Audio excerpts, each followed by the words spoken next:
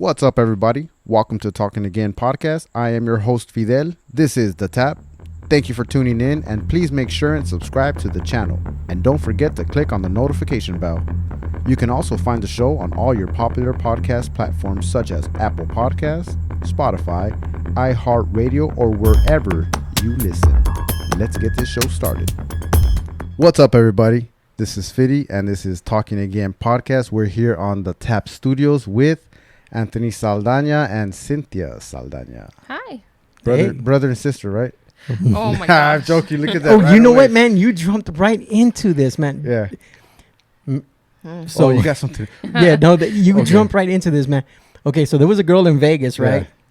She kept giving me the eye, right?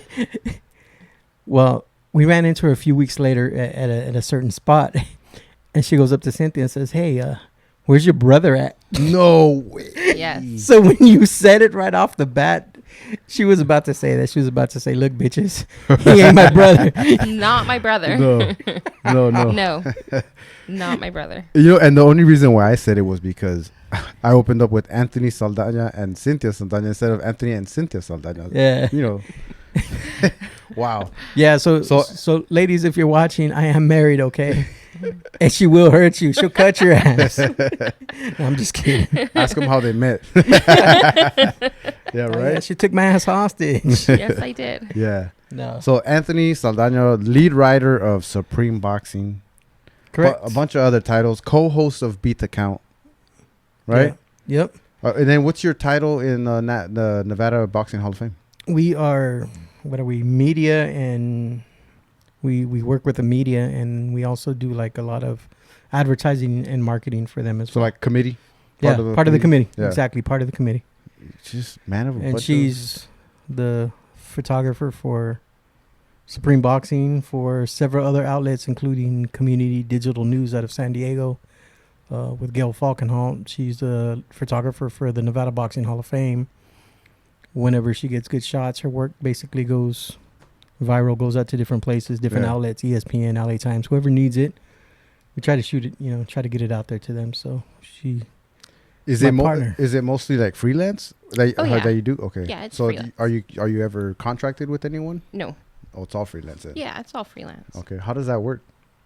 The freelance, you just throw it out there. Hey, who wants to buy it? Who wants it? You can have it. Oh, you don't sell it?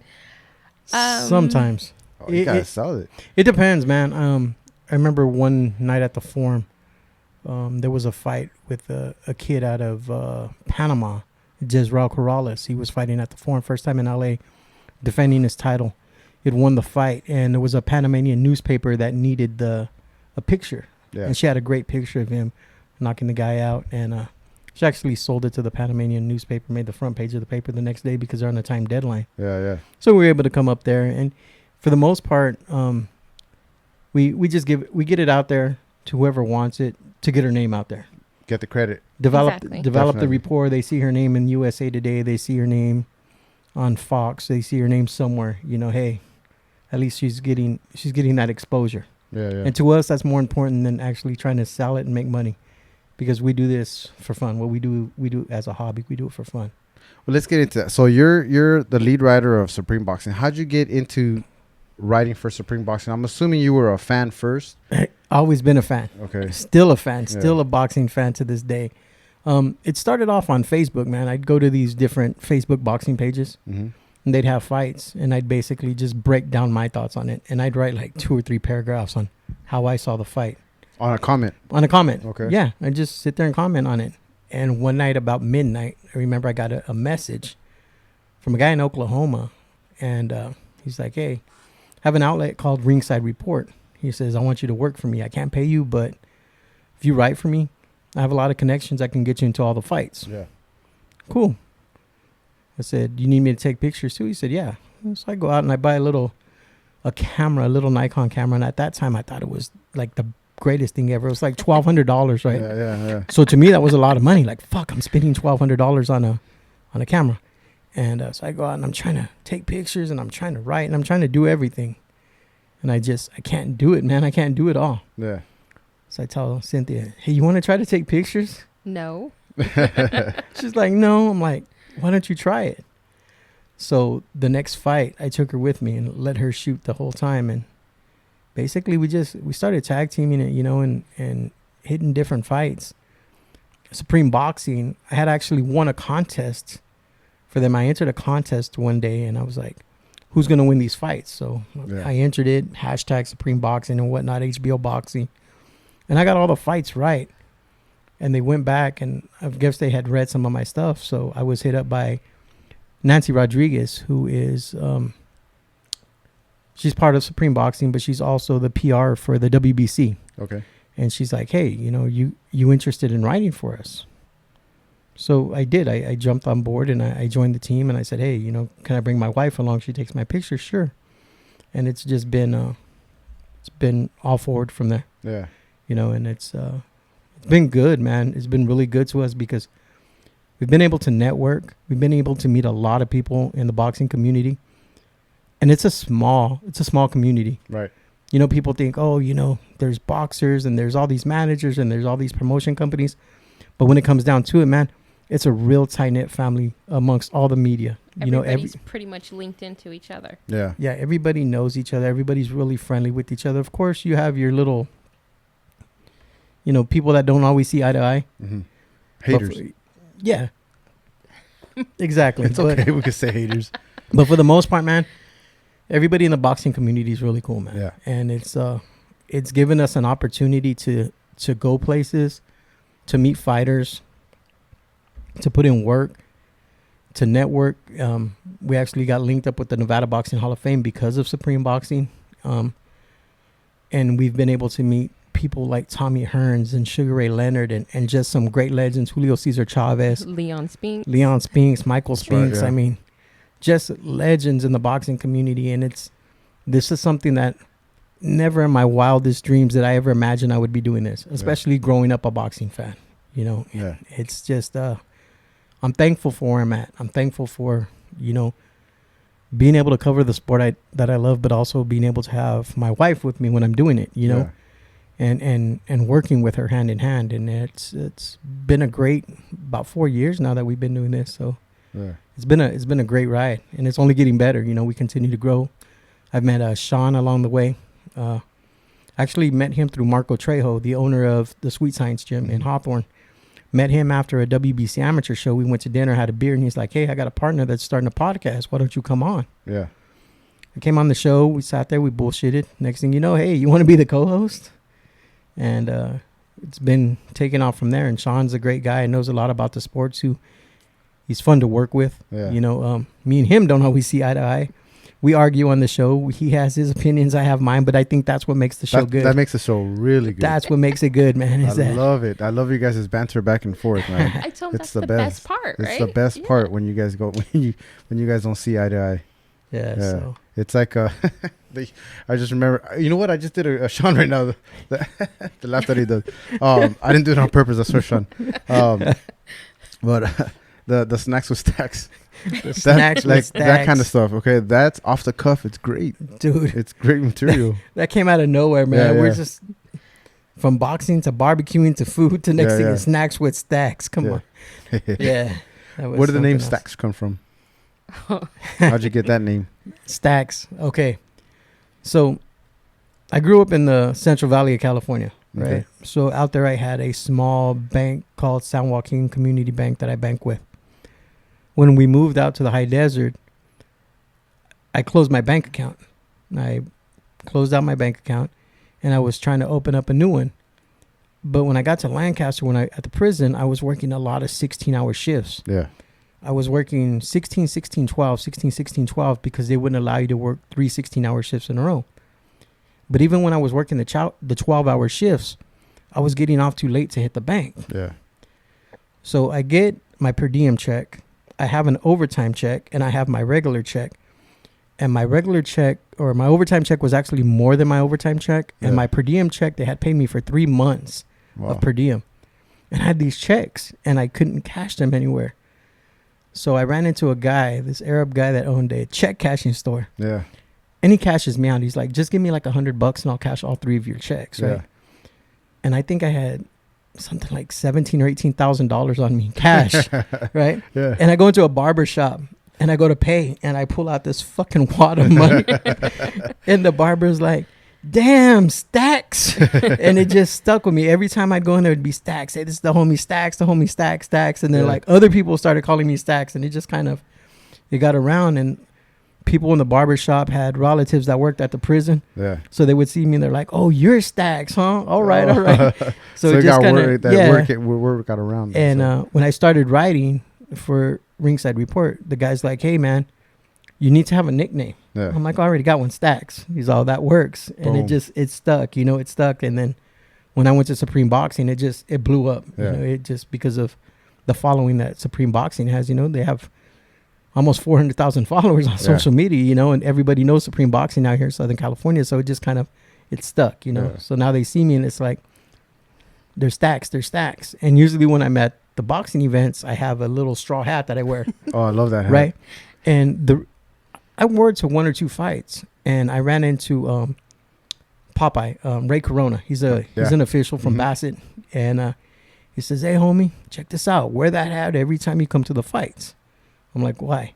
He's all, because everybody will know you. Mm-hmm. They might not know who you are, but they're going to remember that hat. Yeah. They're going to see you at the fights, and every time they see that hat, they're going to be like, oh, that's the homie Stacks. Yeah. So that's why I wear my hat. You know, it's kind of like, it's personal. It's you. yeah, it's me. It's part of you. Yeah, exactly. The same way David Avila wears it. I mean, he's a writer out of Riverside. Been around forever. Great writer. He has his little hat on too, but it ain't no match to Stacks' hat. I got my own little style going there. Ain't no match for Stacks. I know Cynthia's over here shaking her head, rolling her eyes. Is it getting to his head? Yes. The fame? Yes. The fame. I'm Facebook famous. Everywhere we go, Stacks. I'm like, that's Anthony. He's Anthony. Yeah. Even a couple weeks ago, we were at the new Bank of California Arena. Okay. Yeah. Oh, that's right. They had the first time they had to fight there, right? Yeah, there was the inaugural fight. Cynthia shooting ringside. She's shooting ringside there for the fights, and after the fights, somebody's introducing her to somebody, right? There's some girl's introducing you to another girl. Oh, this is my friend Jen, so and so. So she goes, oh, Cynthia says, oh, that's my husband. She says, oh yeah, that's Stacks. She's like, no, that's Anthony. Yeah. But everybody calls him Stacks. Yeah. And wherever we go, Stacks, what's up, Stacks? It's Anthony. No, he Stacks in the boxing community. Yeah. Well, it's like you said, though, right? I've heard that twice. This is the second week the second time I heard it this week is about the boxing community, how it's huge. It's worldwide boxing, but it's a small, tight-knit community. Very tight-knit. So yeah, everybody knows everybody. So, it's funny because you see some of these people, especially online on social media, they bash certain outlets. Oh, I don't like Al Heyman and PBC. Oh, I don't like Golden Boy. Oh, I don't like Top Rank. I don't like this about this about that. There's only a certain amount of gyms in LA, and there's only a certain amount of fighters, so one gym can have fighters that are Golden Boy fighters, that are Top Rank fighters, that are PBC fighters. That same trainer, those same cutmen, you're going to see on a PBC card. You're going to see those same cutmen on a Top Rank card. You're going to see those same cutmen on the Golden Boy card. It doesn't matter who's promoting these fighters to them because it's a small community. You'll see, for instance, Big Sergio Estrada, he's a cutman. You'll see Mike Rodriguez. He's a detective out of LA, but he's also a cut man. The crime fighting cut man, we call him. Yeah. But it doesn't matter whose fight it's on. It could be, he was in Pacquiao's corner, PBC fight. Sometimes he's in Golden Boy fighters' corners. I've seen him in different fighters for Golden Boy, so it just... Thompson Boxing. Thompson Boxing, just a couple of exactly. weeks ago, he was in the corner at Thompson Boxing. Right. Yeah. So, yeah, Thompson's a great show out here in Southern California. It's actually Cynthia's favorite promotional company. My favorite place to go watch fights. It's cool. It's really small. You can stand. I liked it when I went out there. Michael Dutchover's fight. Yeah. I got the ticket. It was up in the front row, one of the front row, kind of with the family in that area. And then I got up and sat on by the wall, just standing over there. You could see the whole thing clearly, clear as day. It's a great event. Yes. Great little venue. Thompson Boxing. Thompson's the best. Boxing puts on the best shows. Don't they? Right? They do. As long as Joe changes the pink lights, and we'll be fine. So if you watch my show, so when you watch a replay, because I know you will, Joe, just change the pink lights to white. And I know you're trying. I know everybody's all excited about the big Vegas fights and the New York fights. Right. And I know that those venues are incredible. Great. Good fights. Yes. But, yeah, I like the small shows. I love going more to intimate? the small shows. It's a little bit more intimate. I like to watch the young kids, the up and comers. Yeah. Here's the thing, man. For fans that aren't real boxing fans, but we call them casuals, right? We're going to take, for instance, the Pacquiao-Mayweather fight. People in the boxing community knew exactly what that fight was going to be and how it was going to play out. We weren't really excited about it. But yet they pumped it up so much that it sold 4.5 million pay-per-views. And that's on top of people that were illegally streaming it. You know, people going to the bars and watching it or whatnot. It still sold 4.5 million pay-per-views. I think they made like $300 million a piece, right? But they were disappointed in the fight and the way the fight turned out. All these fans ended up disappointed. Oh, the fight sucked. Oh, Mayweather ran the whole time, this and that, blah, blah, blah, blah, blah, blah. Boxing's dead. Yeah. If you're going to support that and spend $70 or $80, probably $100 on a high definition pay-per-view, man, take that $100 and buy 2 tickets to one of these local fights. You've been there. Yeah. These kids want it. They have to prove something. They're trying to prove, and they're trying to become world champions. And some of these guys are. You know, you have Danny Roman, for instance, who started off at Thompson, who's now signed with Matchroom Boxing, and he fights on DAZN. He's a two-time, or he's a 2-division champion, or not? Yeah. Excuse me, not a 2-division champion, but he holds 2 belts at the super bantamweight division right now. He's the WBO, WBA super bantamweight champion. You know, and he started at Thompson. These kids want it. They go out there and they put on a show. Yeah. Knockout of the year could have easily been Michael Dutchover's knockout last year. That was pretty nuts, yeah. But it's not getting the ESPN showing, or, you know, it's not getting the highlights on ESPN or some of these other things because it's a smaller venue. But you know what?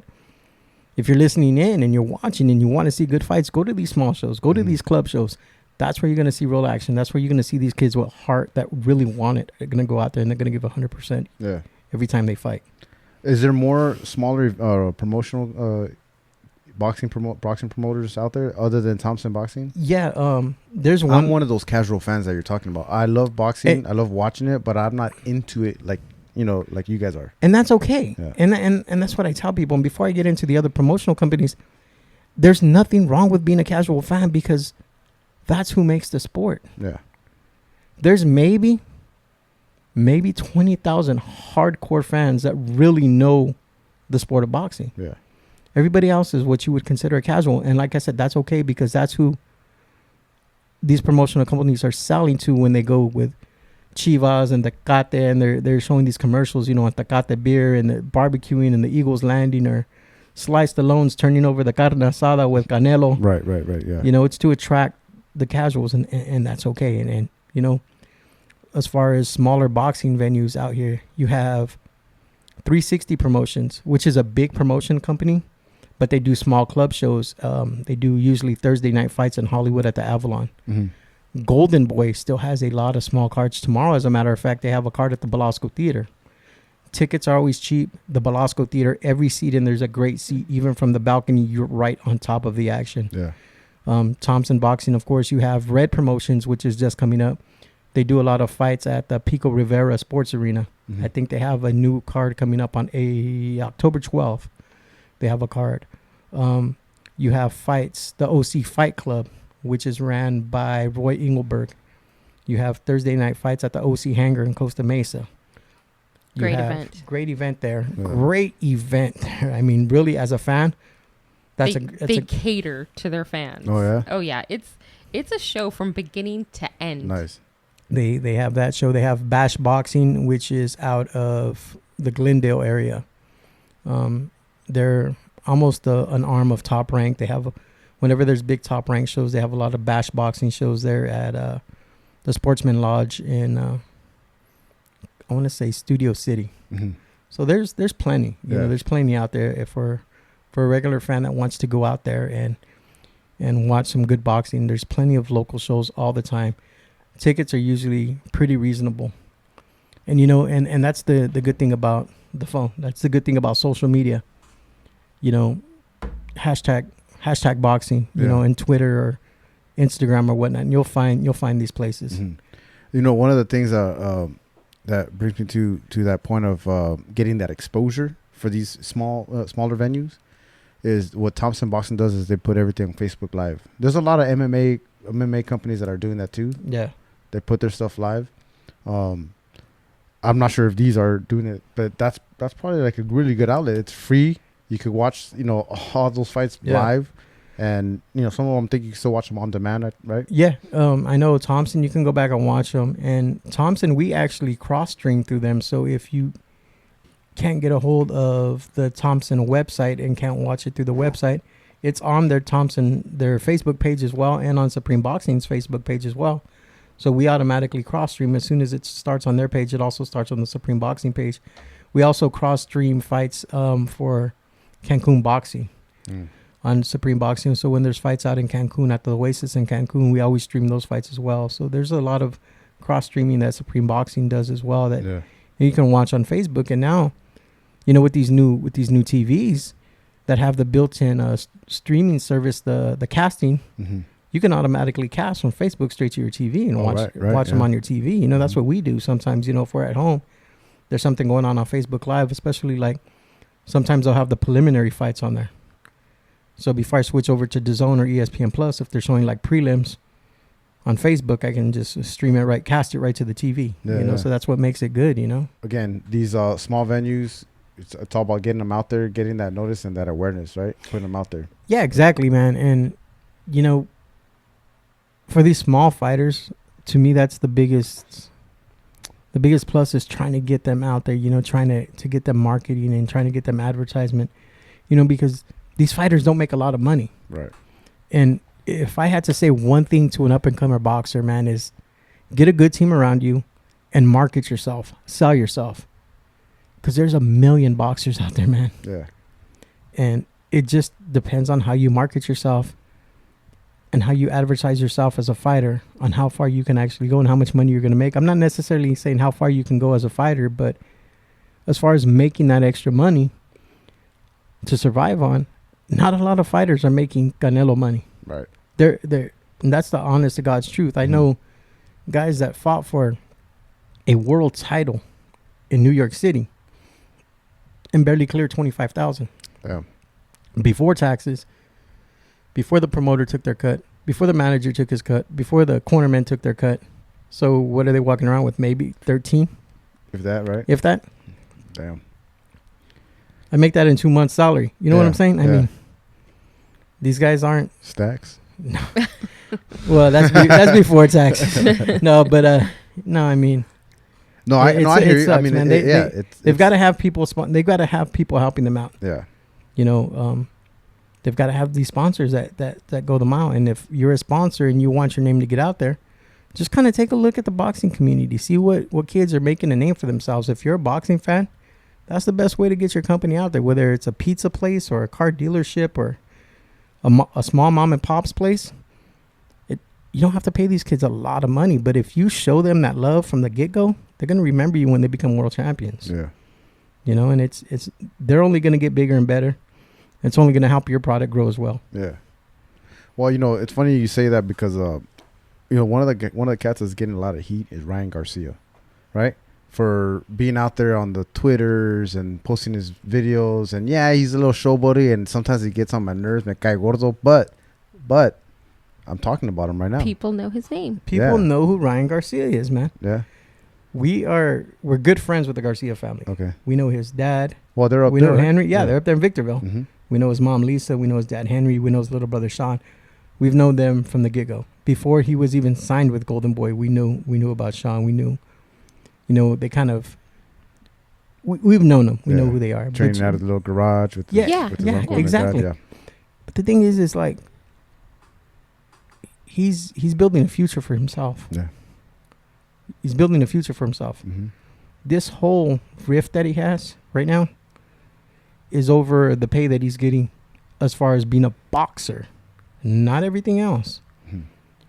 So his last pay, from what I gather, Golden Boy netted $1 million profit. Yeah. And gave him $50,000. Of course, fighters have contractual agreements that they have to oblige by. Right. They're signed to a contract to a certain amount of fights, to a certain amount of years, depending on what is written in that contract, that they have to, it's a contract, so they have to follow it. But you as a fighter, if you think you're that marketable and you think you're going to be the next superstar And before Ryan came out, people were already comparing him to being the next Oscar De La Hoya. Right. Yeah. Right. So I think that's where the manager, the family, everybody around him has to step in and say, this is his worth. This is what we want. And don't just take what they give you. I know a lot of fighters that are still waiting to get signed because they feel like they're getting lowballed. And that's okay. I'm not here to tell anybody who to sign with, when to sign, how much money to sign for. That's none of my business. I'm not seeing any of that money. All I'm saying is to have a good team around you. And if you feel your value's more than what they're offering you, then maybe your gut feeling's right. Yeah. Know the business.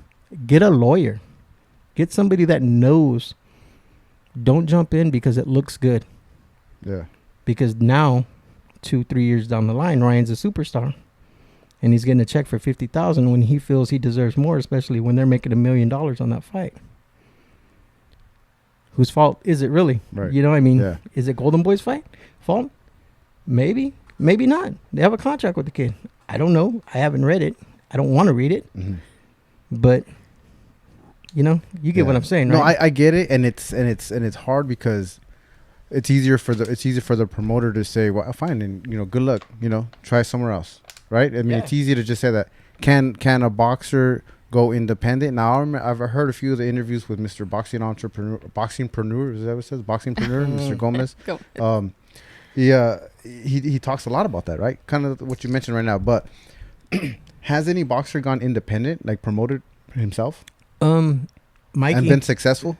Mikey's doing it. Mikey, yeah. Mikey got That's right. Okay, Mikey, yeah. Mikey got out of his Top Rank deal a few years back. There was some stuff going on with Top Rank that he was able to get out of, and he's been doing good by himself. He's got the name behind him. He's got the record behind him. He's a great boxer. People love him here in Southern California, so he's been able to. Even with his just recent loss, he's still marketable, right? Oh, yeah. That was win-win for Mikey. Yeah. He dared to be great. He moved up, 14 pounds to fight, 17 pounds to fight Spence. Yeah. It was win-win for him. It showed that he was vulnerable. He took a loss, and it opened up the doors for more bigger names to now want to fight him, when before they didn't want to take that chance and fight him because they don't want to risk getting beat by Mikey Garcia, a smaller guy that might beat him. But now that they've seen he got beat, it's going to open up the doors for him to have bigger fights and make more money. Yeah. So Mikey's one of the one that's been independent. But it's possible, but it's a risk that you're taking, right? Because, I mean, it could have gone really bad for him. He did, he had to sit out because he had to relinquish the bout, right? He had to sit out for a year. No, 2 years, right? Yeah. So it's a risk. It's a risk reward, right? Exactly. You still need these companies no matter what. It's just, if you look at the best people in boxing, the biggest business minds in boxing, Bob Arum, Steven Espinoza, they're lawyers. Get a lawyer. Get somebody that knows the business. Yeah. Because just like in anything, there's snakes. Everywhere. Oh, yeah. And, if you don't know, they're going to take advantage of you. Just like, for instance, Manny Pacquiao, for instance, his last fight against Thurman, we were sitting there in the post-press conference interview, and he looked bad. You could tell he was beat up. He was slurring his speech. He looked like he might need to retire. He didn't want to hear about it. He didn't want to talk about it after the fight. He didn't want nobody to mention retirement after the fight. But the thing is like I was telling Cynthia, even if Al Heyman was looking out for his best interest, for Pacquiao's best interest, and said, hey, man, morally, I can't do it. You're 40 years old. I don't want you to get killed in the ring. There's nothing more for you to prove. Right? I can't do it because I don't want to see you get hurt. I can't have that on my conscience. Somebody else is going to jump in and promote his next fight because of the money. To me, it's sad, but it's kind of like race horses. They run them until they die. They get rid of them. They bring the next thoroughbred in. And that's just the way it is. Right. So it all starts back at the beginning. It all starts back to having a good team around you and looking out for your future. Yeah. Going back to Ryan Garcia, doing his YouTube series, doing his commercials, doing modeling, making this extra money that he's not getting from boxing. He's securing his future. Smart. Yeah. These fighters aren't. It's called prize fighting. Mm-hmm. It's about taking a low risk and getting a high reward. Yeah. It's not about going into these fights, even though us as fans, a lot of times want to see the high risk fights. Go out there and fight the best. But if you can get paid that same amount because of your name to go out and fight somebody you can go through, why not do it? Right. Mm-hmm. Why not do it? Well, it's important, like you said, like getting the right team around you, because there's not too many promoters that are going to look out. And it's like you said, someone else is going to just jump on them and promote them. A good, perfect example would be Chuck Liddell. So Dana White cut Chuck Liddell. He told him, he literally cut him a check and said, don't fight anymore, right? Started paying him a salary every year just to go out there and promote the UFC brand until it got bought out and, the whole story. So he got fired. And who comes in? Oscar De La Hoya. Signs the deal, a fight with him, Tito Ortiz. Yeah. Lays him out again. It's a perfect example, right? Exactly. Yeah. So I think that was one and done too for De La Hoya as far as the MMA goes. Yeah, I mean, who knows, right? I mean, they as far as MMA, maybe not, but I think Dana White and Oscar might be working something together with Zuffa Boxing. I think yes, but no. Yeah. No, I wouldn't say De La Hoya, but as far as boxing coming in, yeah. I've heard some big rumors with Zuffa. You mean, right? Like with Dana Zuffa. White? Yeah. So the rumor I'm hearing is that Zuffa, Dana White, and Zuffa will ultimately buy out PBC, Premier Boxing Champion Al Heyman, by the end of the year, if not the beginning of next year, moving that brand from Fox to ESPN, which will then basically have your top-ranked fighters that are already on ESPN now having to fight another ESPN brand in PBC, which I don't know if it'll be Zuffa Boxing or still be PBC or what it'll be. But then you can have the major fight now between Terrence Crawford, who is top rank, and Earl Spence, who is ultimately a PBC fighter. Go ahead and fight. Yeah. Because there won't be no more boundaries as far as the promotional goes, because they're both making money now for ESPN. So we'll see how true that plays out to be by the end of the year, early next year. I'm sure that's not the only reason why they're doing it, but it makes sense, right? Yeah. It makes perfect sense. Yeah. You have two major companies right now, promotional companies, that have sister networks. Yeah. So you have Top Rank, who promotes their shows on ESPN, ESPN Plus. Big national television, big audience. You have PBC, whose sister company is Fox. You have Golden Boy now in Matchroom, who only have DAZN. No type of national network television for people to watch. A lot of people still don't even know how to get the DAZN app. Right, yep. And to me, that's what's killing them right now. Even though you can get DAZN and watch the Canelo fights for free, you can see certain Golden Boy fights for free. Well, I shouldn't say for free because you're paying for the app, but you're not paying for the pay-per-view, But it's like older generations of people that like boxing, they're not going to jump on board with it. They're like, fuck it. I just won't watch it. I'm not going to play with my phone to try to get an app to watch boxing. Yeah. What happened to HBO? Right. Yeah, and serious, that's what I hear it all the time at work. There's some of these older ladies. Anthony, what happened to HBO and why isn't there boxing? And I wanted to see so-and-so fight. You got to get it on the app, DAZN. What's that? What's DAZN? Z-O-N-E? No, D-A-Z-N. That's not DAZN. Yeah, that's another word. It's DAZN. Well, how do you do it? And how much do they? Oh, hell no, I'm not going to pay that. And blah. They get disappointed. That's me. They get disappointed in that shit. And it's like, it's bad. You know what I mean? Yeah. Why do it? But but it is a future, and that's it's going to be streaming. It has to be. It's not going to. I wrote an article about it, a while back, and I talked about the fighters in the 70s and the golden era of the 80s. And once the Tyson era started coming around, you started seeing the pay-per-views. Yeah. Kind of went from ABC Wide World of Sports to pay-per-view fights, and then it's moving again. Mm-hmm. It's just times. It's just changing. A change. It's changing. The change of times. And I've talked about it many times that you can't really, like those old ladies, run away from it. You have to roll with it, like in boxing, roll with the punches, and then just take it as it is and learn it. Yeah, you need to, but I don't like to. It's just a good thing that he knows how. Otherwise, right. Yeah. Set you up with it. Yeah, he put it on the phone. He shows me how to do it. Yeah, I still call him and say, "How do you do it?" Yeah. That's like my mom she always calls me up, mijo, can you fix this for me? Or can you do this? Set it up, the remote and all that, all the time. Still to this day. I mean, it's not like I'm old. I'm 41. Yeah. But I'm still calling my mijo saying, come fix this because I don't know how to do it. Yeah. My phone said this. What am I supposed to do now? It's that's what we're here for, right? The kids. Exactly. You said you have a 23-year-old. 23-year-old. Yeah. Jeez, estás bien viejita. Just one kid, huh? Just one. Just one. And then a 4-year-old grandson. Yeah. Mm-hmm. Our little Maddie. Yeah. Our Matthew. That's cool. Our Matthew Anthony. We have Jacob Anthony, which is our son, and then our grandson, Matthew Anthony. Yeah. No juniors, but Yeah. they got the middle name Anthony. Should have stuck with Stacks. I know, Matthew Stacks. No. No. Oh, man. Yeah. Going back to boxing real quick. The protecting boxers, protecting the fighters. Another one is the weight cutting. That's a big issue going on right now. I mean, with the deaths that are going around, like they have to see it now, right? They got to fix it. But they've been seeing it, right? It's been happening. It's been happening. I don't see any sanctioning bodies except the WBC making changes. WBC started making changes in the late 70s. They added the fourth rope. Rings always had 3 ropes. They added the fourth rope to protect the fighters when they were falling.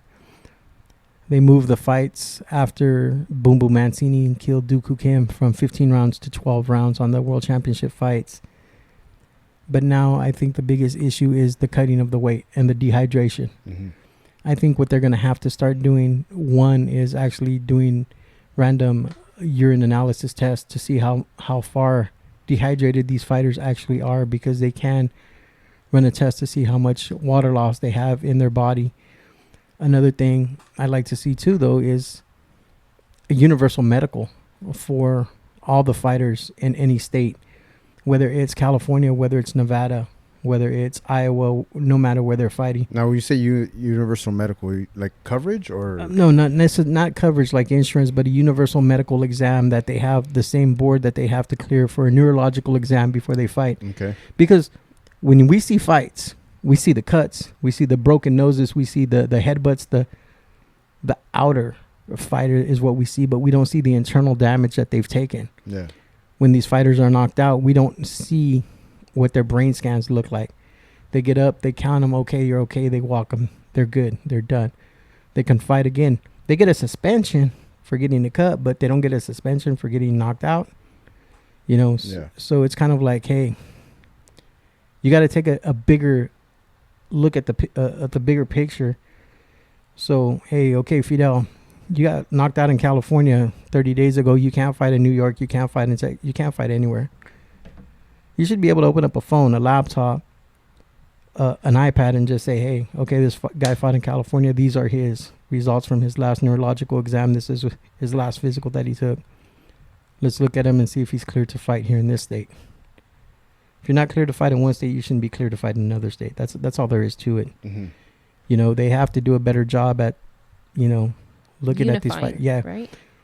Yeah. Making it all one. Like a universal Yeah, thing. a universal. Like the Kaiser thing, right? Yeah. You can go to Kaiser. Yes. You can pull up all your history, everything, whatever Kaiser you go to, kind of like that. That was my point to him. If Kaiser can do it, anybody can do it. the BC, the for instance. technology's there. Yeah.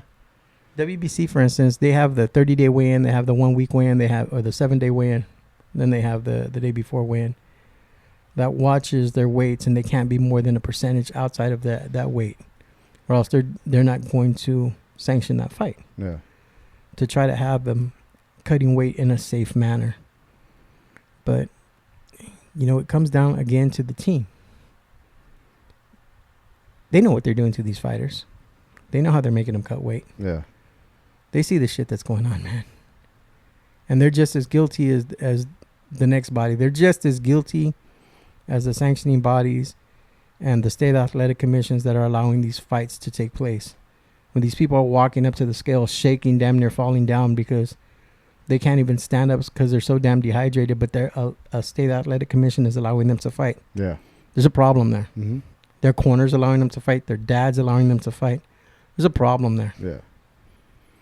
Well, the mean, as far as the team, that obviously that's a problem, right? That's, not taking care of your fighter, but it has to be fixed in the commission, right? I mean, because if the commission doesn't allow it, then the team has no say in it. Exactly. I mean, it's unfortunate that you surrounded yourself around a bad team like that, but I can speak for California. Knock on wood, California hasn't had any deaths here. mm-hmm. And if they have, it's been a very, very long time that I can't even remember the last time a fighter has died in California in the ring. I've talked to many people that work for the State Athletic Commission here in California, and they take their training serious from the very top, from the commissioner, Andy Foster, all the way down. They take their training serious. I mean, from the time their hands are getting wrapped to the time they leave that ring, and everywhere in between. They go to classes. They know what signs to look for. They look in their eyes when they're getting hit inside of the ring. If they've been hit too much, they know what to look for. Yeah. These guys, I can talk for the Southern California guys, which we've been around quite a bit. They do an excellent job. Mm-hmm. Everybody from, like I said, Ray Corona to Jack Reese, to the people behind the scenes like Io Fern and some of these other guys that work behind the scenes, they all do an excellent job. Yeah. The State Athletic Commission in California has a great team in Southern California. Northern California, it's a little different. Yeah. But maybe it's just because they don't see as much action as we do out here in LA. That's the only thing I can think of, is maybe they're just a little bit more inexperienced than these guys out here. Yeah, I'm sure there's not a lot of boxing gyms up there as many as there is down here. Exactly. So yeah, I'm sure you've been asked many times, why can't they just unify everything? There's so many. There's WBA, WBC, WBO, HBO, IBF, Showtime. Yeah. There's so many different belts. Why can't it just be all one champion, like a UFC? You know what? It's about money. Yeah, it's about money, man. You know, the WBA is probably the oldest title. Came along in, I want to say, 1923. It was originally the New York State Athletic Commission title. Turned to the WBA. And then in the 70s, when the WBC, I think they came along in 68. The 70s, 72, they went from like 8 weight classes to 16 weight classes. They doubled the weight classes. Double the amount of champions, double the amount of money. Yeah. It's all about money. The more champions you have, you can promote it as a championship fight. Mm-hmm. It's ticket sales, it's butts in the seats. It's about money. Do you ever see that going away? No.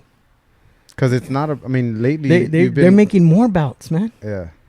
They're making, they made Canelo the franchise champion. The WBA now has gold champions. You have gold, diamond, silver, Huichol bouts. I mean, you have every type of bouts you can think of from every organization they have. They're all guilty of it. Yeah.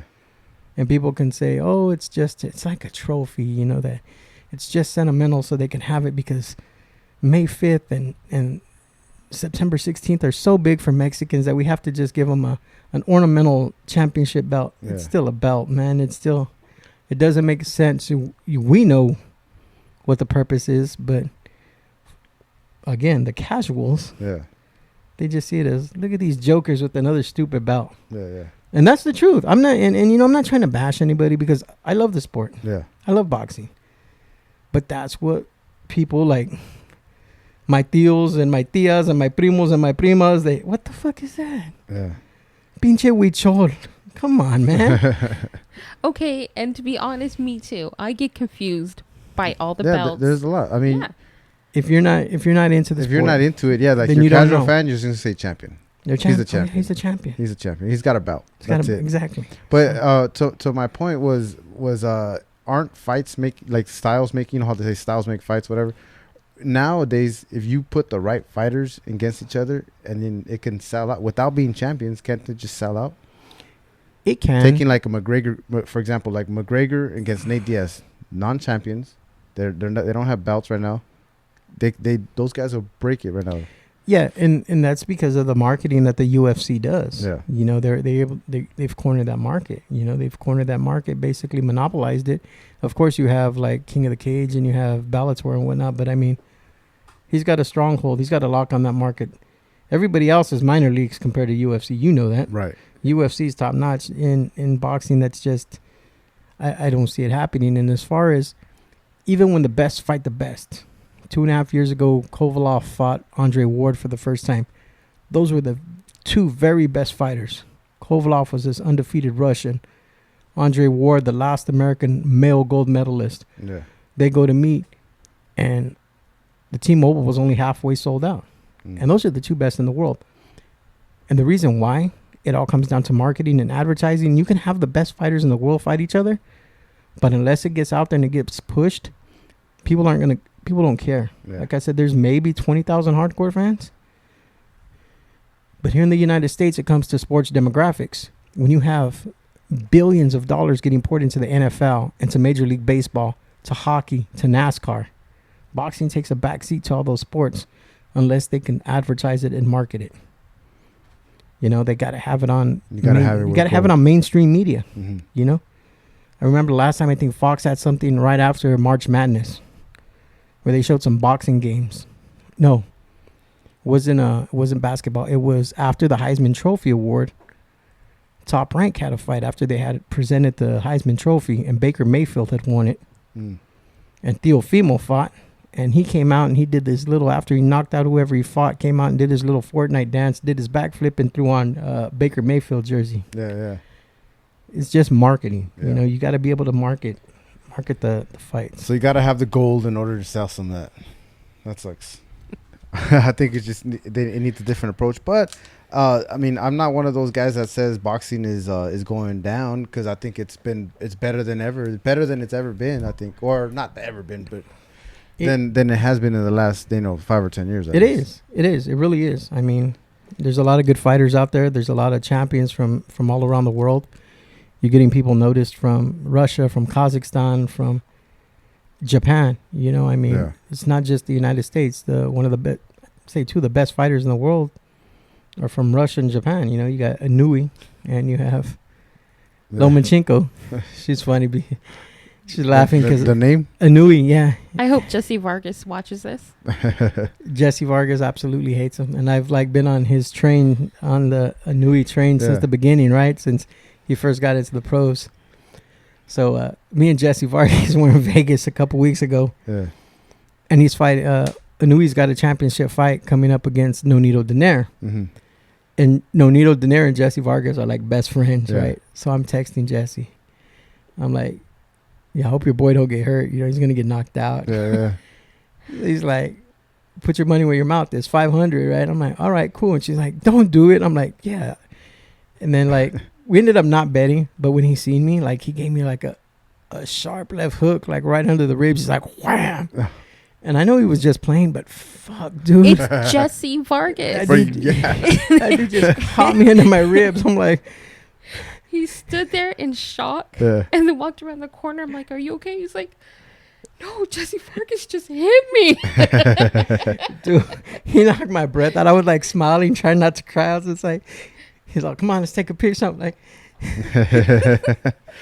walked around the corner, little tears coming out. What's wrong? I'm like, you just hit me, man. It hurt. Was that the first time you got hit by a boxer? Yeah. Last time? That's it, man. I had Sean put on some pads for my boy Joseph Landeros. Yeah. And it was supposed to be three or four shots, right? I'm like, no, go 30 seconds. Oh. And then the 30 seconds turned into a minute, all body shots. It's because Anthony is an instigator, a big instigator. Yeah. He's like, you probably couldn't take one shot from him. I bet you could take one. Let's just do one. Come on, let's do one shot. Yeah. He got him in there. Poor Sean. You've seen Sean. He's a little guy. Right. I mean, and although Joseph is not that much bigger than Sean, this is Joseph Landeros. Yeah. I wouldn't want him to just push me, let alone punch. And body shots. And Sean took it. Oh. He took it. Poor Sean. How's it been, your experience working with this guy right here?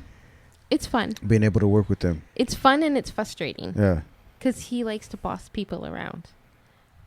And at home, it doesn't work like that. But then when we're out in the boxing world, he feels like he's the boss.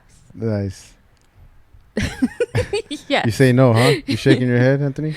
No, it's not like that. We're equal, 50-50 all the way down. I don't boss her. Someone's gotta be the boss, right? in this dynamic duo? No, it's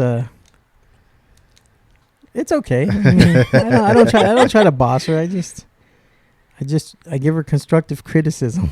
And the reason I say this because people are probably listening like, what the fuck is he talking about? I write and I edit her pictures. Mm-hmm. So in between rounds or in between fights, depending on how long the fights last, we're switching out SD cards. Yeah. So I'm editing on the fly. I'm having to write, edit pictures on the fly, and post on social media at the same time. Yeah. And if her pictures aren't up to par or up to par for me, I start getting text messages. I start texting her like, you need to fix your white balance. You need to fix your ISOs. You need to, zoom in, zoom out a little bit less. Yeah. Certain things I'll tell her for her to get better shots. And are you a perfectionist? Sometimes. Uh-oh. Remember, she's the one that sold that Panamanian photo, okay? No, exactly. She did. She did. No, I'm lucky, though. Yeah. I like to give him a hard time. No, he pretty much lets me. He's not too bossy, but yeah. I do get those texts after a fight, or like he said, if it's a long fight, he'll come right in the middle of the fight. And we'll switch out SD cards so he can start to edit. Yeah. And he'll tell me it's too dark or you didn't get close enough. And yeah, I get text messages, and then my text messages go back and say, do you want to switch plates? Yeah. So. But I'm luckier than most. Most photographers, they edit and post their own pictures. Yeah. I get to take the pictures, and then he does the extra work afterwards. Yeah. You guys get to work together. Yeah. Exactly. We get to go to the fights together. She likes boxing. She's a boxing fan, so that's what, that helps out too. It's not like she doesn't like boxing, so Yeah. It's good, it's good. She likes it, and we enjoy it. We enjoy it because me growing up, I grew up a boxing fan. I started watching fights back in 85, Hagler Hearns, April 15th, 85. I remember when Hagler Hearns fought each other. That's when I really got into it. Growing up, Michael Carbajal was my favorite fighter. And we're lucky, like I said, we're blessed because writing, 2 years ago, I actually wrote up an article on Michael Carbajal that they used for the Nevada Boxing Hall of Fame. And I got to see him get inducted into the Nevada Boxing Hall of Fame. Yeah. So I was just like... in awe. That's my favorite fucking fighter ever in the world. Like, that's Michael Carbajal. And going back to growing up, my grandfather got me into boxing. My grandfather raised me, and he got me into boxing. And I was never able to take him to a fight. It's not like it is nowadays where I can just hop on a phone. Right. Back in the day, even to get Dodger tickets, I would have to go to May Company and stand in line to see what Ticketmaster had that was inside of the May Company to see what they had available. I couldn't just get online order and have my tickets on my phone. Yeah. I didn't know about little local cards. I didn't know about little shows where I could get tickets. Back then, I was like, okay, the only fights I knew, again, being a casual, growing up, I knew De La Hoya, I knew Chavez, I knew some of these names in the 90s. But to take them to one of those fights was like $500-$600 a ticket. And I couldn't afford it at that time, man. Right. I had a baby, had a wife. I couldn't afford to spend $1,200 on 2 tickets, plus to drive to Vegas, plus to get a motel, take care of my grandpa. I couldn't do it, And I look back and I just think, damn, my grandfather would be proud of me right now. Oh, yeah. Yeah. It get a little emotional just thinking everything that I've done. Just knowing that he'd be proud. Mm-hmm. He'd be proud. He's up there watching right now, dude. Man, I'm proud of you right now. Yeah, so like I said, I'm blessed to be able to do the things I do, and then to be able to do it with my wife. It's something that you love to do, that you're passionate about, and you actually get to get paid and have some fun and do it with your wife. Even though I was very reluctant the first time. Yeah. He had to push me to go to that first fight. Mm-hmm. And what happened the first fight? Was it the first one or was it the second one when I got kicked in the face? Oh, the second one when you got kicked. That was all bad. And that's the guy we ran into at the Nevada Boxing Hall of Fame this year. Yeah, but we won't talk about that. Yeah, so we were at the Belasco, and I was still nervous. Yeah. I didn't know what I was doing. I was just kind of winging it. And I'm lucky enough to be ringside for this fight. And another photographer stood behind me. So as the boxers came close to the ring, I had nowhere to go. I could not back up. They kicked the camera. Camera popped me in the face. Busted the lip. Oh. Nice. I turned around because I wanted to cry. Yeah.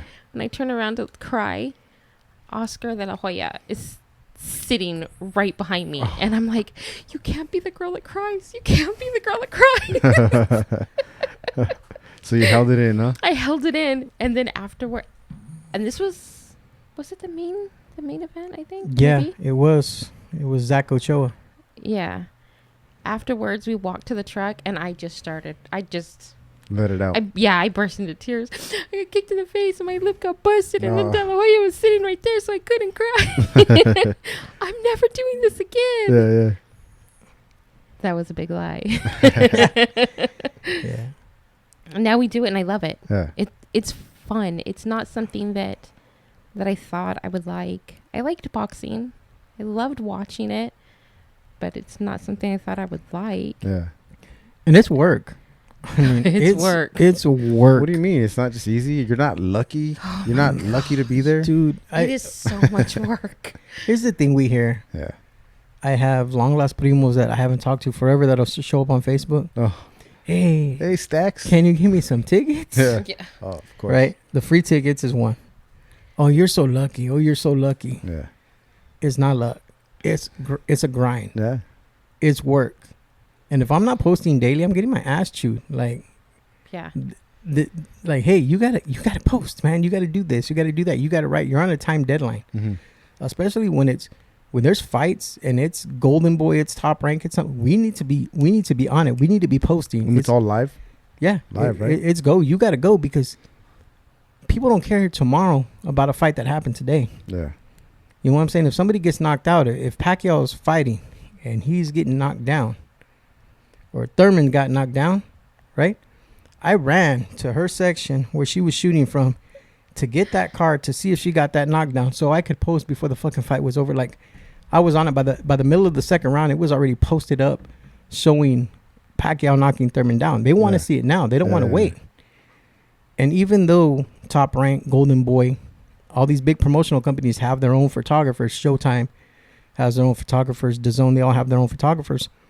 When we get these emails from these promotional companies, it's not till hours later. Yeah. They still have to go through the pictures, edit them. Then they email you, and then you can use them in your media, in your write-ups or whatever. Where with us, they want to see it now. They want to see what's going on now. You're almost like a play-by-play. Yes. Yeah. Yeah. Yes. With pictures and with videos. Yeah. So it's tough. And then at the same time, I have to write. It's on a time deadline. We need to post it. What's going on? Who won? What happened? Give us a breakdown. People rely on us to see the undercards because a lot of times on these pay-per-view fights, there's 12 or 13 fights. Yeah. Start at 1 o'clock in the afternoon. And when somebody from Texas is emailing us or calling us or texting us, my son fought. I know you're the photographer supreme. Can we get some pictures? Can you write about him? Can you post this? Can you post that? Because they know that's what we do. Right. We just don't post the main event or the co-main event. We promote everybody. Yeah. From the very beginning, from the very first fight to the last fight. And I think that's what makes Supreme Boxing one of the best boxing outlets that's out there because we're just not out there for the big names and for the clicks. We try to help all the fighters out. Put them all out there. Give them all the same amount of exposure. Exactly. Absolutely. It doesn't matter if it's your first fight or your 20th fight. Yeah. Everybody deserves exposure. Right? I mean. Yeah. That's what we're about. We're about helping the fighters in the community. Even if you're not in our community, if you got videos, you got pictures, you want to send something in, we'll post it up. Yeah. We're not going to give you free marketing and advertising. We'll post you up one time. Hey, check out this kid from whatever. Right. Of course, part of our media company is advertising and marketing, where we build sponsorship packages for these fighters. We get them exposure. We get them to meet and greets, and we develop posters for them, and we help get their name out there in the boxing community because we are so big. And in turn, that helps them with sponsors and whatnot. And that is, they can contact us for pricing on that as well. Yeah. You know, I mean, depending on the fighter, we can work deals out. Yeah, yeah. So. Well, another thing that also to go off of that, you guys not being so lucky and the grind, you guys are having to drive to all these different venues. Yes. From the high desert. You guys have to come down the hill, and everybody knows about getting stuck up on that hill. Oh man. So we have to leave extra early. That pass sucks, for man. any event that we're going to. We have to leave hours before we need to be there. Right. Because we don't want to be late. Mm-hmm. Like you said, we want to cover from beginning to end. If the first fight's at 1 o'clock, we're up early getting our stuff together so that we can be out the door by 10:30, 11 the latest. Yeah.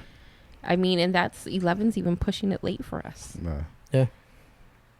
It's a grind. It is. It's a grind. I mean, and it really is. But we do it because we honestly love it. Yeah. But yeah, a lot of people have this idea that it's easy and it's just fun. It's we're not just sitting in seats as fans watching these fights, cheering and taking selfies and getting autographs. There's none of that. We can't cheer. We can't drink. We can't just sit around. Yeah. We are seriously working. It is no joke. It is hard to stand from like 1 o'clock in the afternoon till we get out of there sometimes at midnight, sometimes 1 o'clock in the morning. Wow.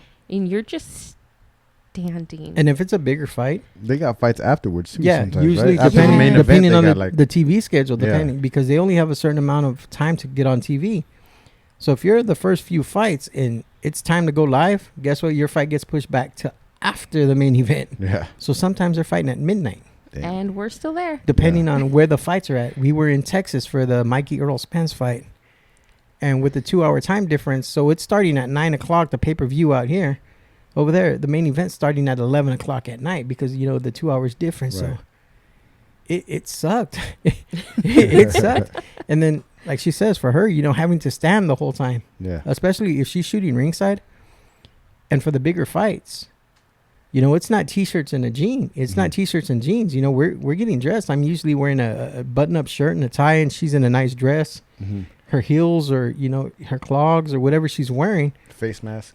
Standing up in that shit for hours. She's like, she once we're done, her shoes are coming off. She's walking to the car barefoot. And it's like, fuck this. I'm done. Yeah. But I've gotten smarter. I do a lot more jeans. There you go. And tennis shoes.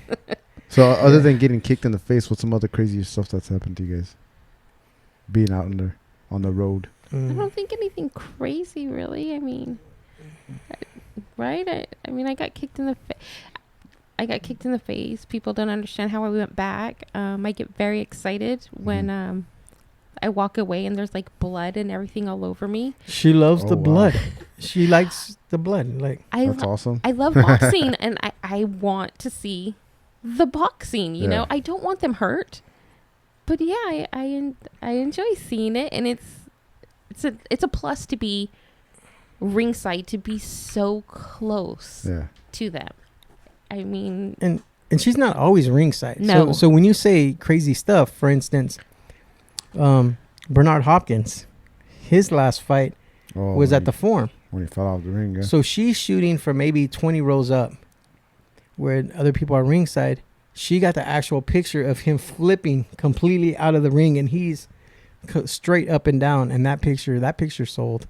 We were able to sell that picture because nobody had that picture, because she's shooting from the stands and she's the only one that got that picture of him falling completely out of the ring. Yeah, that was a pretty cool pic.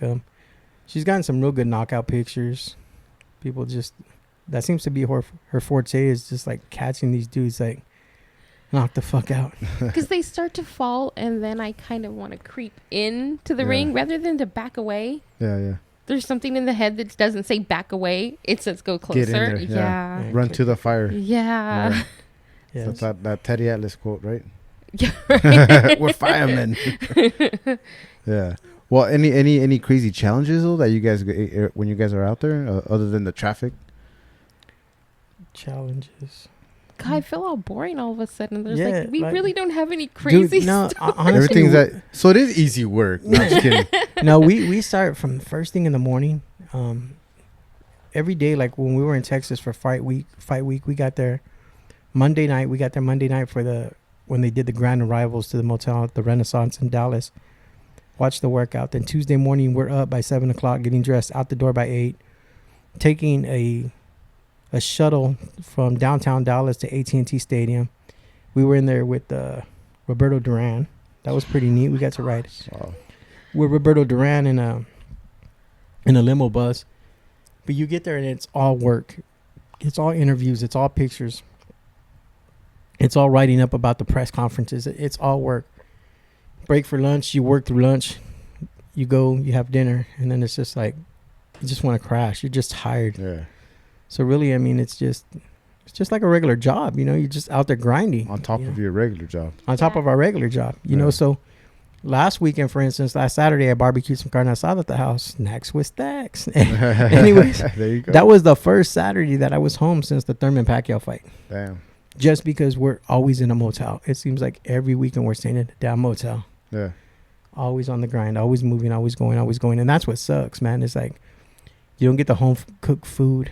You get stuck eating out all the time, and that shit gets old, man. Yeah. I just want some good papas and chorizo and a bowl of sopa or something. You know, it's just like something homemade. I mean, you get Chinese, you get the same shit. You get steak, Chinese food, Mexican. What do you want? It's like gets old, man. Yeah. It's that road life, you know. Yeah. I mean, we're having dinner at 1 or 2 o'clock in the morning. Yeah, and then at that time, you know, there's only a few things open 24 hours. Even in Vegas, you know, I mean, there's selective things. There's still a lot open, but it's still real selective. You know, IHOPs, a couple of steakhouses, Korean barbecues. It's like, but like even when we're in Vegas, when we finish a fight, we really don't feel like getting in the car and driving to go get something to eat. Yeah. So you pick whatever's closest, whatever's open and closest. That's what you do. And usually it's In and Out right across the bridge, right behind the T-Mobile. There's an In and Out right there on the other side of the 15. Usually it's just hit that In and Out, go through the drive-thru, let's get back to the room. Yeah, crash. Hell yeah. Is there anything you guys have coming up? Any fights coming up you want to promote? Fights coming up, man. September 20th, and we won't be there, but in Midland, Texas, Showtime is having an event. Michael Dutchover will be making not his Showtime debut, but he'll be headlining his first Showtime card. He has a tough challenger. I want to say the kid's last name is Matisse, Thomas Matisse. Mm-hmm. He's fighting a good fighter out of Cleveland, so it should be a good fight. Ruben Villa's on that card. And then the 28th at the Staples Center for the Sean Porter, Earl Spence card will be there. Undercard's going to be a great card. You have David Benavidez, the former champion, going up against Anthony Durrell. Yeah. So that should be a good fight, him and Durrell. He's trying to get his belt back that he was stripped of. He had tested positive for cocaine. Oh. So he got popped for some coke. I mean, 21, youngest champion in the world. Things happen. Yeah. I mean, cocaine's a hell of a drug. Cocaine's a hell of a drug. Hopefully he learned, you know, got to rehab, cleaned up his life. And David's a good kid, man. I know his whole family, his brother Jose and his dad, they're a good family. So hopefully gets back on the right path, gets his world championship again. Yeah. As a media person, I can't root for anybody, but he should win that fight. Yeah. You know, he should handle it. It should be a tough fight. Durrell's a tough guy. He's been around the block. He's been in a few fights, but like I said, there's also the John Molina Jr., Josecito Lopez, right? Josecito Lopez and John Molina. Yeah. John Molina out here in your neck of the woods, right? Covina. Yeah. Hometown. Yeah. I had him on the podcast a couple times. Yeah, so him and Josecito Lopez, man. The Riverside Rocky. That's going to be a good fight on the undercard as well. I was looking to see Molina fight on the Pacquiao card, but he had pulled out the back injury. The day of the weigh-ins due to a back injury. So it'll be good to see John back in the ring. Yeah, it'll be fun. That's what we got. That's what we got coming up. So there you have it, man. Staying busy like always. With the wifey. Yeah. Exactly, man. She's my better half. Yeah. I mean, we get to drive together, enjoy the drive. You know, it's a little ride sometimes to LA or to Vegas, so we get to enjoy each other's company. And I work all day, so you know it's good to actually get away with her. And then, like I said, both of us are doing things that we love at the same time, so it makes it fun. Yeah. She's out there, you know, she's networking, she's grinding, she's doing her thing. So she's coming up. I mean, she's improved a lot from when she first started to where she's at now, and I'm still learning. But she's getting noticed, and that's the big thing. You know, like I said, she doesn't have to be better than anybody else. Yeah. Because at the end of the day, It doesn't matter what type of equipment you have. It doesn't matter what you're working with. None of that matters, man. As long as you're doing what you love and you're trying to be better than you were and be better than yourself and improve on yourself and not have to worry about anything else. That's all that matters, man. Yeah. Because again, at the end of the day, when you're looking at Facebook and you're looking at these fights, you're not sitting there critiquing each picture like, oh, that ISO level was too low and maybe they're a little bit too pink. Yeah. Maybe other photographers are. Yeah. Right? But the average Joe that just wants to see who won the fight. It's the content. It's the content. They want to see who won the goddamn fight, and that's it. Right. If you're first, you throw up a pretty decent picture. It doesn't have to be the best, but you throw it up and you have some content on there. Guess what? You're gonna get likes, and it's gonna do the job. Right. So, but I still want her to improve. I still want her, and I still want to be better than herself and get better, which she is. So. You have anything, Cynthia, before we get out of here? Nope, I just kind of follow Stacks around. Please follow the Nevada Boxing Hall of Fame on social media. This past week we had a tragedy, and I just want to send my thoughts and my prayers out to all of my friends and my family that are part of the Nevada Boxing Hall of Fame. One of the cousins of the CEO of the Nevada Boxing Hall of Fame, Michelle Corrales Lewis, which is the widow of Diego Corrales, her cousin was kidnapped. Basically, she ended up missing, and they found her body on last Wednesday night. They found her body in Vegas behind the Mayweather gym. Police do suspect foul play. They do believe she was murdered. It's just a tough time right now for all of my friends over there in Vegas. So just know that our thoughts and our prayers are with you guys. We're thinking about you, and you guys are in our hearts. So. Wow. Yeah. And that's Sharon? Sharon, correct. Yeah. Sharon Harrell. Her name was Sharon Harrell. She was the owner of TC's Rib Shack in Summerlin, which is just west of Las Vegas. We were just hanging out during the induction. We had lunch there before we came home, and she ended up gone. So it's tough. It's tough, but our prayers are with them, and hopefully, law enforcement can handle it. Hopefully they can solve this crime and get to the bottom of it, and, we can get justice for her. Yeah. You can find us on Supreme Boxing. You can find us on the Beat the Count podcast as well. Make sure to follow the Beat the Count podcast with me and Sean. Right there, just boxing. That's right. Got to follow them. When are we going to see the Sean versus Stacks?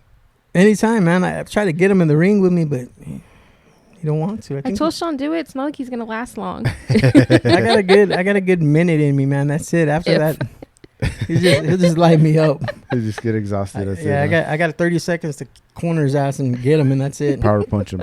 Exactly. Jab, and then we're right over. Damn. Pop him right in his temple one time and knock him out. Well, there you guys have it. Talking Again podcast. Thanks again. Thank you for having us. Thank you guys. Oh, man. Thanks for having us.